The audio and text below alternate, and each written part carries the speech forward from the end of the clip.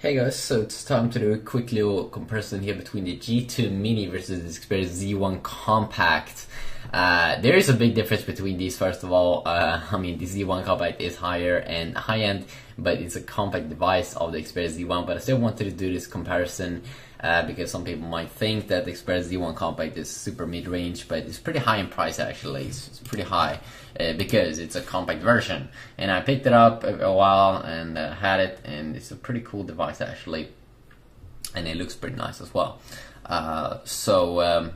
Yeah, let's compare it here against the G2 Mini, which is like a mini LG G2. I never picked up the original G2 because I just didn't.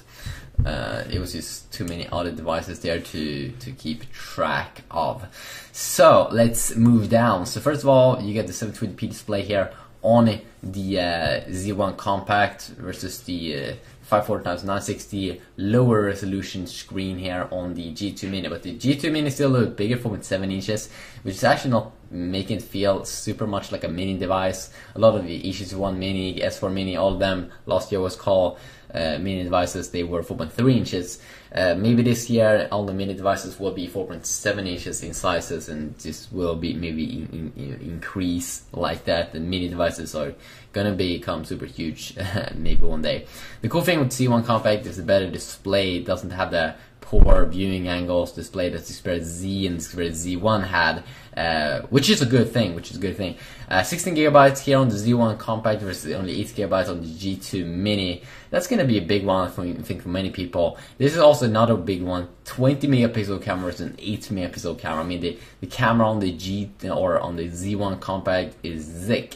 It is crazy.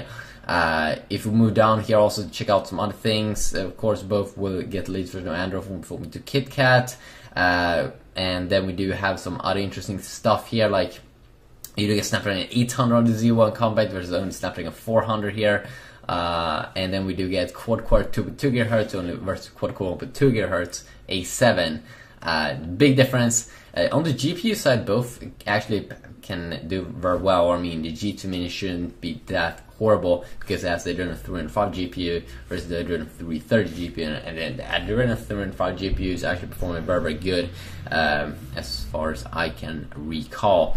Maybe not as good as 2014 games when they're going to come out here for phones. And then we do have the battery area here, which is actually pretty similar. You actually get a bigger battery here on the G2 Mini.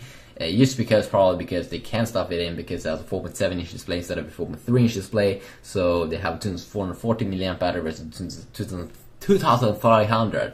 I mean, it's really interesting. But then again, I think there's going to be some price difference here, and definitely this one will feel a little bit more like plastic versus this one. That definitely will feel like a mini variant here of the Sony Xperia Z1.